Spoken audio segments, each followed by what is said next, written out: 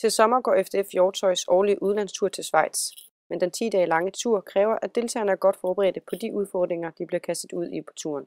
Derfor skal FDF'erne på aftens møde blandt andet øve sig i at skille og samle et trangiasæt.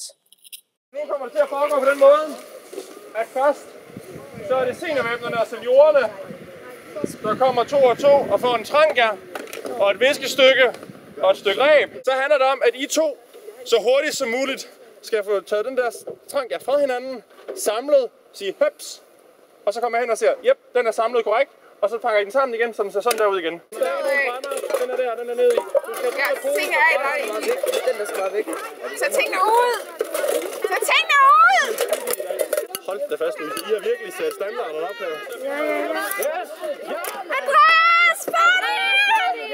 Andreas, vi er færdige! Vi er færdige! Efter dem derovre. Det er så sejt. Det er super, I må gerne tage det igen. Færdig, Mikkel, lær det! Hvad er formålet med den tur, I skal på til Schweiz? Jamen, formålet er at få en fed oplevelse og give en fed oplevelse til de børn, vi skal have med. Vi skal ud og vandre i bjerge, vi skal ud og river rafte, og det er egentlig at gøre nogle ting, som vi ikke kan i Danmark. Hvorfor så lige Schweiz? Jamen, nu har vi jo været afsted rigtig mange gange. Vi har været afsted i Østrig, vi har været afsted i Norge. Så Schweiz var ligesom, kan man sige, det var et nyt sted, og det er et fedt sted med store høje bjerge og dale, og det er bare et rigtig fedt sted at bolde sig på, når man kommer fra lille Danmark.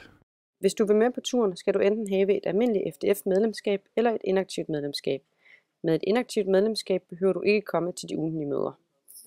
Hvorfor skal man så tage med på den her tur?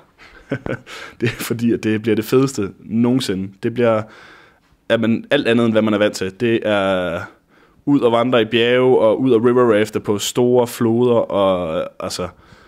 og det bliver fantastisk. Jeg glæder mig i hvert fald.